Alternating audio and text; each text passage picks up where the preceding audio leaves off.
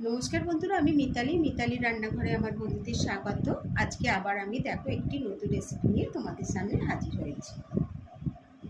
যদি আমার চ্যানেলে কোনো নতুন বন্ধু হয়ে থাকো, চ্যানেলটিকে সাবস্ক্রাইব করে দিও, পাশে থাকা বেল বাটনটি ক্লিক করে দিও। তাহলে আমি যে নতুন নতুন রেসিপি আপডেট করব সবার আগে তোমাদের কাছে গিয়ে পৌঁছবে। আর পুরনো বন্ধুরা আমার পাশে থেকো আর আমাকে সাপোর্ট করো। আজকে আমি যে রেসিপিটি নিয়ে তোমাদের সামনে হাজির হয়েছি সেটা হচ্ছে গরমের মধ্যে আম পান্নার শরবত খেলে শরীর ঠান্ডা হয়ে যাবে।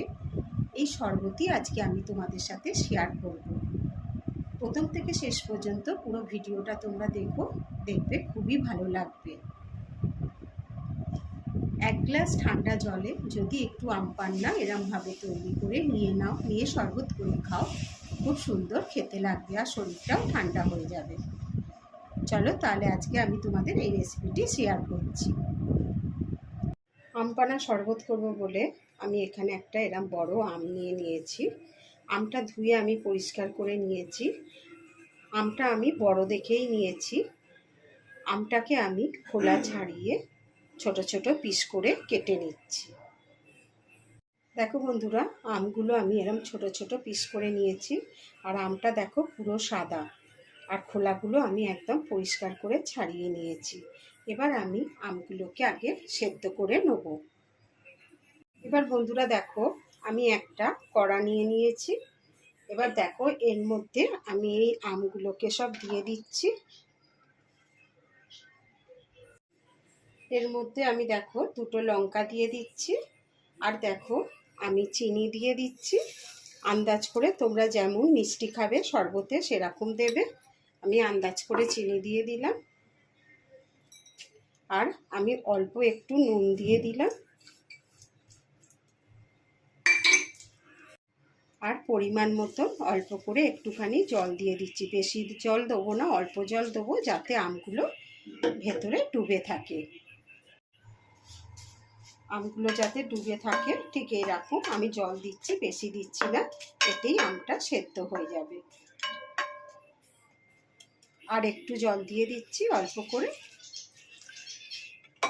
এবার আমি ঢাকা দিয়ে দিচ্ছি। আমি ঢাকা দিয়ে দিলাম, দিয়ে এবার আমি গ্যাসটা জ্বেলে গ্যাসে বসিয়ে দেবো। এবার বন্ধুরা দেখো, আমি গ্যাসের ওপর বসিয়ে দিয়েছি আর আমি গ্যাসটাকে জ্বেলে দিচ্ছি। দিয়ে আমি এবার এটাকে ফুটতে দিচ্ছি। এটা সেদ্ধ হয়ে গেলে আবার আমি তোমাদের দেখাবো। দেখো বন্ধুরা, আমি ঢাকাটা খুলে নিচ্ছি। দেখো আমগুলো সেদ্ধ হয়ে গেছে, দেখেছো। আমি এবার গ্যাসটাকে অফ করে দিচ্ছি। আর এটাকে আগে আমি একটু ঠান্ডা হতে দিচ্ছি। ঠান্ডা হওয়ার পর তারপরে আমি তোমাদের দেখাবো। আমি এটা আগে একটু ঠান্ডা করে নিচ্ছি। দেখো বন্ধুরা, আমগুলো কত নরম হয়ে গেছে আর ঠান্ডাও হয়ে গেছে। আমি আমগুলোকে আগে একটু এরমভাবে খুন্তি দিয়ে এরমভাবে ঘেটে দিচ্ছি। এবার আমি এটাকে একটা মিক্সিতে তুলে নেব।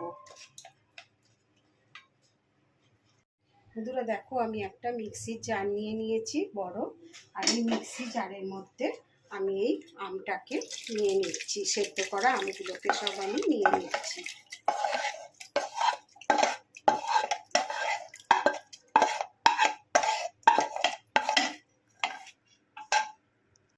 এবার দেখো বন্ধুরা, আমি এর মধ্যে কিছু পুদিনা পাতা নিয়েছি।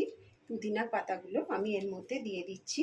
পুদিনা পাতা দিলে আমের শরবতটা খেতেও খুব সুন্দর হবে আর টেস্টটাও খুব সুন্দর হবে। এর মধ্যে দেখো আমি একটু বিট নুন নিয়েছি, বিট নুনটাও দিয়ে দিচ্ছি। দিলে টেস্টটা খুব সুন্দর হবে। আর দেখো আমি একটু জিরে ভেজে গুঁড়িয়ে নিয়েছি, সেটাও আমি দিয়ে দিচ্ছি। আর এর মধ্যে আমি একটু লেবু নিয়েছি, আমি লেবুর রসও দিয়ে দিচ্ছি।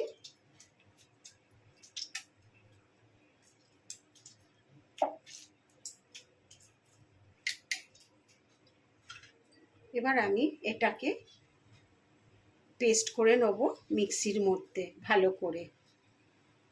দেখো বন্ধুরা, আমার পেস্ট করা হয়ে গেছে। দেখো তোমাদের দেখিয়ে দিচ্ছি, দেখো কত সুন্দর হয়েছে।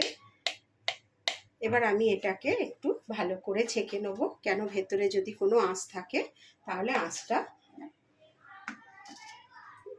ছাঁকনির ওপর রয়ে যাবে। আমি এটাকে ঢেলে দিচ্ছি। দেখো, একটা ছাঁকনি নিয়ে নিয়েছি আর একটা কাঁচের বাটি নিয়ে নিয়েছি, নিয়ে আমি এটাকে ভালো করে ছেঁকে নিচ্ছি।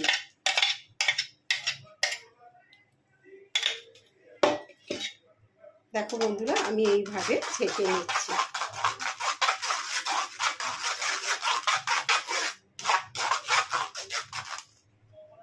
দেখো বন্ধুরা, ছাঁকনির ওপর এই আঁশগুলো আমার রয়ে গেল।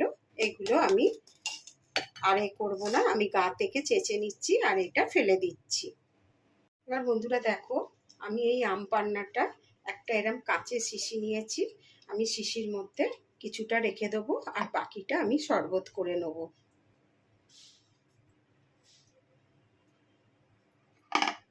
দেখো, আমি এইটা রেখে দিচ্ছি, ফ্রিজের মধ্যে রেখে দেবো। যখন ইচ্ছা হবে একটু ঠান্ডা জল মিলিয়ে আমি শরবত করে খেতে পারবো। এটাকে আমি ফ্রিজে রেখে দেবো আর এইটা বাকিটা দিয়ে আমি শরবত করে নেব। দেখো বন্ধুরা, আমি একটা গ্লাস নিয়েছি, গ্লাসের মধ্যে দেখো আমি কিছু বরফ দিয়ে দিচ্ছি। আমি একটু বরফ দিয়ে দিলাম। দেখো, আমি এর মধ্যে আম পান্নাটা দিয়ে দিচ্ছি, যেটা তৈরি করেছি সেটা কিছুটা দিয়ে দিলাম। যদি তোমরা পাতলা খাও পাতলা করবে, আর যদি গাঢ় খাও তাহলে একটু বেশি করে দেবে। দেখো, আমি এর মধ্যে একটু ঠান্ডা জল দিয়ে দিলাম। এর মধ্যে আমি একটুখানি চাট মশলা দিয়ে দিচ্ছি, এটা অপশনাল, তোমরা দিলে দিতেও পারো নাও পারো। একটু চাট মশলা দিয়ে দিলে খেতে আরো সুন্দর লাগবে। দিয়ে আমি এবার এটাকে একটু ভালো করে নাড়িয়ে নিচ্ছি।